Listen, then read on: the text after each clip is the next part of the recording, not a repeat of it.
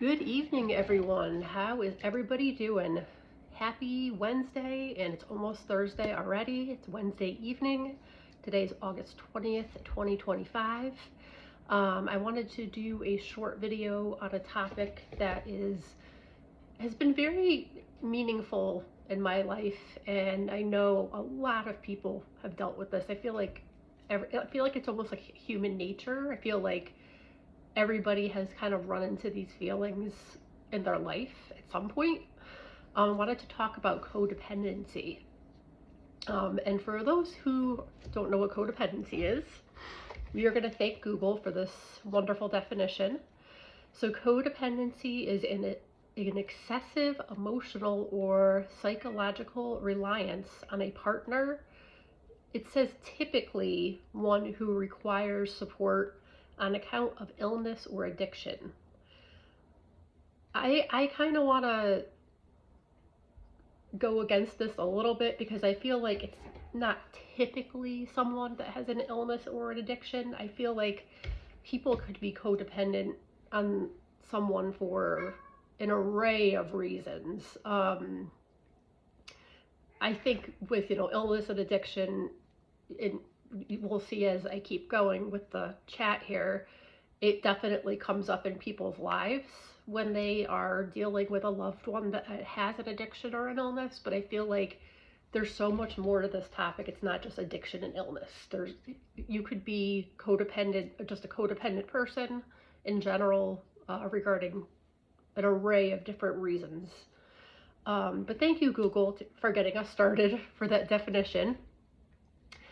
So a codependent type of relationship is typically one where there's the role of the giver and the taker, or the receiver. There's the giving person and the taking person. This can be a relationship with anybody. This could be your family members. This can be your friends. This could be coworkers. This could be romantic interests. Anybody that you run into, there could be a codependent relationship with. Some of the characteristics of a codependent person, which this is the giver in the situation, not the taker. They are over reliant on the other person. There could be fear of abandonment. They typically have low self-esteem. They have difficulty with setting boundaries and keeping boundaries in the relationship. They are over reliant on the other person and controlling of the other person, which that's definitely one thing I want to touch on too. It could be difficult for them to express their own needs, and they always put the other person's needs ahead of their needs. Like they sacrifice their personal needs. Their needs are not important. The controlling part I want to talk about a little bit is, and this is a hard reality, but it's so true.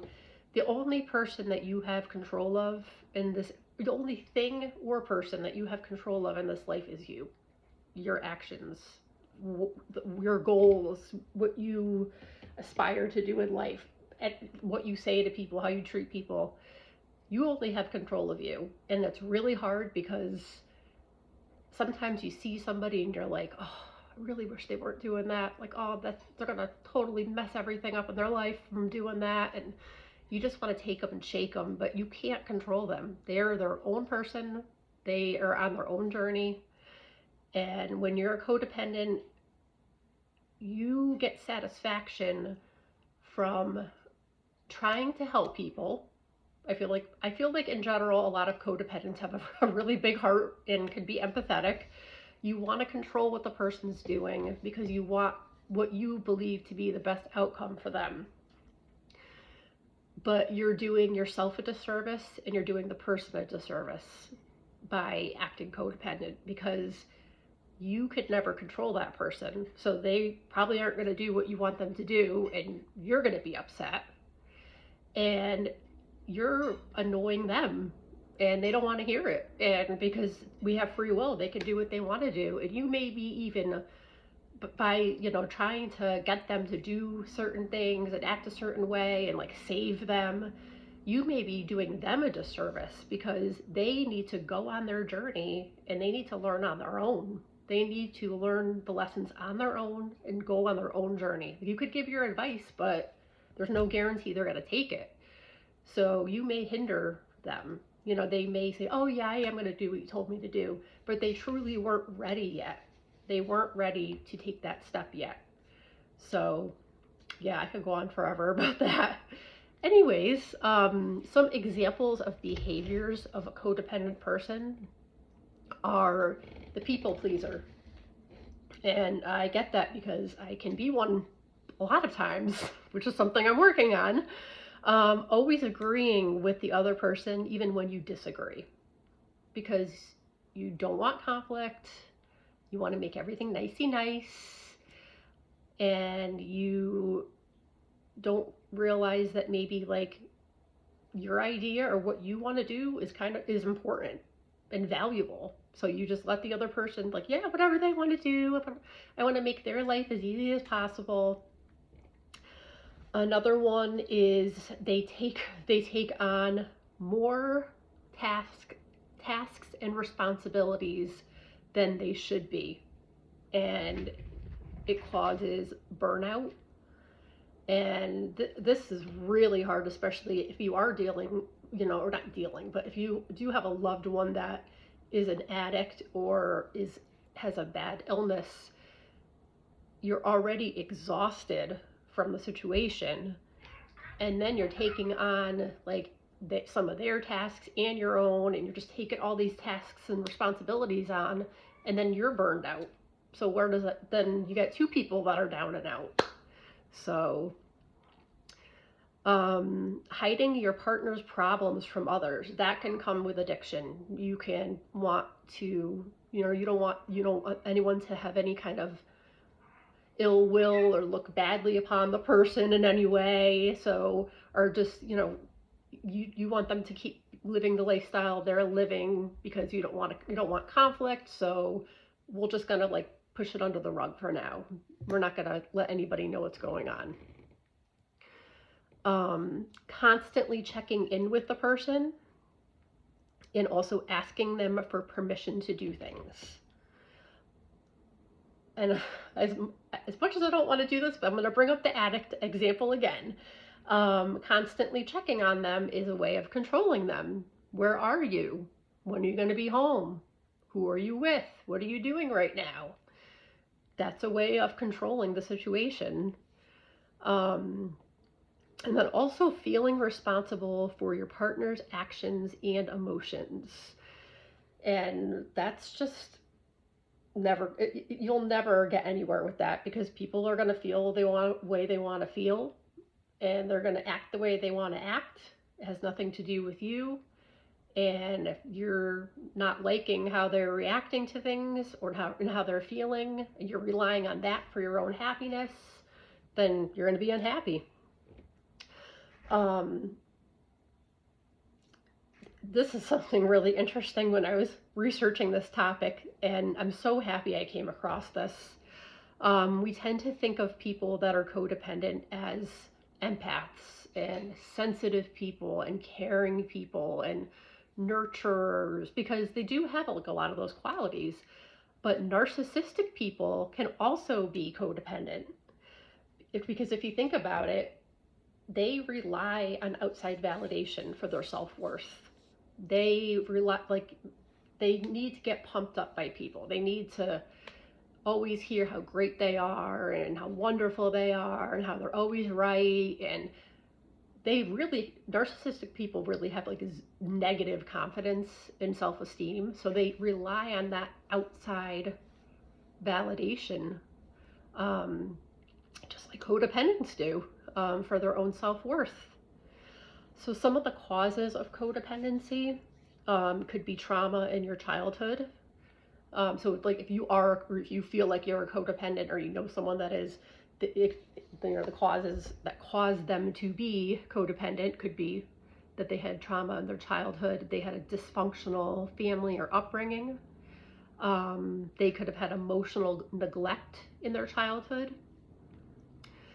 Overprotective parenting. That was an interesting one to me, because if you're an overprotective parent, you are not letting your child grow and become more independent, and they are becoming reliant on others more than they should be, which is what codependents do. They are relying on others instead of, and in getting this outside validation from others, instead of be able to stand on their own 2 feet and be happy with themselves. So that was really interesting to come across that.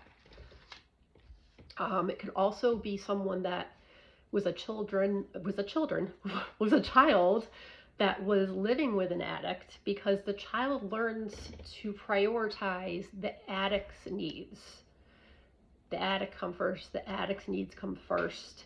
They could be in that environment where they're seeing that the addict comes before them, which causes them to develop codependent behaviors and kind of become little caretakers themselves. Another thing that you can also see is in these people is low self-esteem. So lack of self-worth. They're seeking validation and self-worth through other people that they are codependent on. They are typically people that are like caretaker mentality, meeting the needs of others gives them satisfaction, but their own needs are just pushed to the side. So, this is such a small video. This could be like hours and hours long, because this is such a broad topic, but I wanted to just kind of give the bullet points. But as far as healing from this, I feel like the best healing is therapy. I'm going to be totally honest with you. Like I've been in and out of therapy my whole life. I don't understand people that have never been to therapy, because life is insane. But everybody could do their own thing. It's totally fine, whatever you're comfortable with. But I think it's a great thing for everyone, because life is crazy. So therapy could definitely help. I'm sure there are different groups of people that are codependents, like different meetings you can go to for it too. But if you're doing it on your own, I would focus on working on yourself. Work on especially your self-esteem and your confidence, and realizing like that your needs matter. Like, I know you're always focused on the other person's needs, but your needs matter and they're valuable and you deserve to be heard. Also, working on setting boundaries with people is huge. So huge. Being open and honest with the person that you are codependent on. Honest conversation, even if it's hard, they need to hear the honest truth. Don't sugarcoat anything. They need to hear how you're feeling. They need to hear that your voice and your needs matter too. And this can be very uncomfortable for them. And in a way, it's not their fault, because they're just used to you being agreeable to everything, easygoing, a pushover, passive. So when you're like, no, I'm not going to do that for you, they're going to be like, what? They're dealing with like a different person, because you're changing. So that could be uncomfortable for them at first, but they'll get used to it because you matter. So just starting even with little boundaries. You could even write a little list down of things that you no longer think you should be tolerating. Just do it little by little.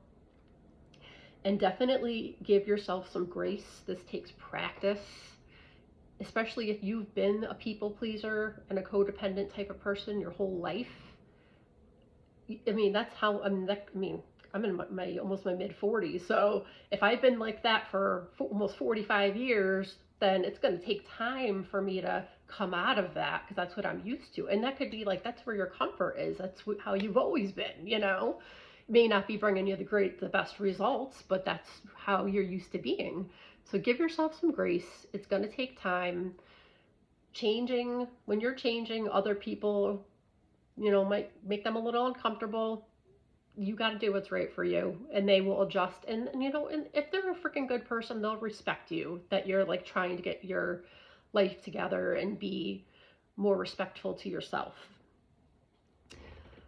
Um, yeah, this is a big one. I feel like I just kind of added this in the end that some of us have like that caretaker mentality. Like we just want to care for people and expect nothing in return.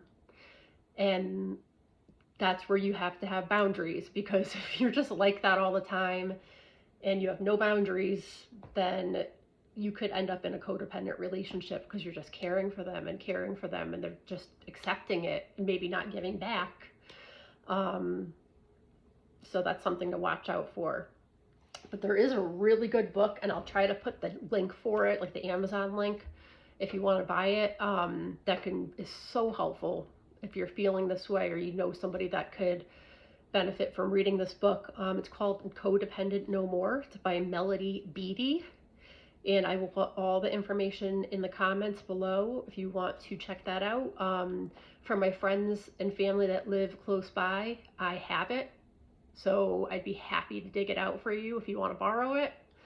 It's one of those books too that you can read multiple times. Like if you want to like freshen up on your codependency skills, it's like an easy read. Let me tell you, for me to get through a book, it's an easy read because I'm like the worst reader ever. Not by choice. I have like ADHD when it comes to reading. So I'm telling you, it's a good book, and I'm pretty sure there's a workbook that comes with it too. And I might have that also. I don't even think I ever wrote in it. So like I said, if this is like a burning desire for you, or you're really interested in learning more about this, I'd be glad to dig it out of my living room pile for you and get it over to you. I hope this video was helpful. And I just want to reiterate too, I know I mentioned a lot about addicts and addiction, and because they do coincide a lot with codependent people, but it really could be anything. You could have a family member or a friend or anybody. You could just be one of those people that likes to give advice, and when it's not taken, because you feel that you're helping the person, because it's nice for someone to give you advice, right? Like especially if they're asking for it. You feel you are caring, you care about the person, you feel that your advice is good and valid, so you want to give it to them. And you could give it to them over and over and over, and they may not take it, and that could get frustrating. But that's the thing, you got to realize, like, people are on their own journeys. People are going to do what they're going to do to get to where they got to go, and maybe they'll never learn in this lifetime. Don't put that pressure on yourself. There's nothing wrong with giving people advice. Don't put the pressure on yourself that they have to take it.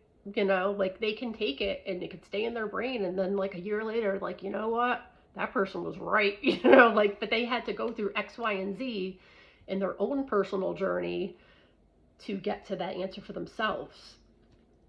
So I feel like that's a lot of codependency too, is like when you're just in general, when you're trying to control the path of another person because you do care about them, you do, but you can't control what other people do, and you're going to save yourself and the other person a lot of trouble by, you can give your advice if they ask for your advice, and then just let it go. That's the best way to do it, because then you're not going to rely on their choice, yes or no, for how you're going to feel, and then they're not going to be nagged by you. So I just wanted to explain that example with the whole, like, giving advice, the other person not taking it, you trying to control the route of their life, that their life goes. Because I want to say that I know we talked a lot about addiction, but this is not, a codependency is not just an addiction problem. You know, having someone in your life that you care for deeply that is an addict, it's not all about addiction, and it's not all about illness. People having illnesses, it could be in other factors and in other circumstances in life. So I didn't want to like make it that I was like pointing the finger at like addiction. Um, but I just wanted to point that out. I really, really hope that you got something from this video. Sorry I'm rambling. Probably should have made it in the morning, like after I had a good night's sleep and had some coffee, but I hope you got something out of this.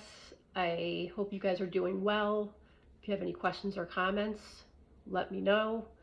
If you like what I'm doing on this channel, feel free to like, subscribe to the channel, comment. There is no pressure, but it's definitely helpful to me. If there's any topics you would like me to discuss in future weeks, put it in the comments, definitely.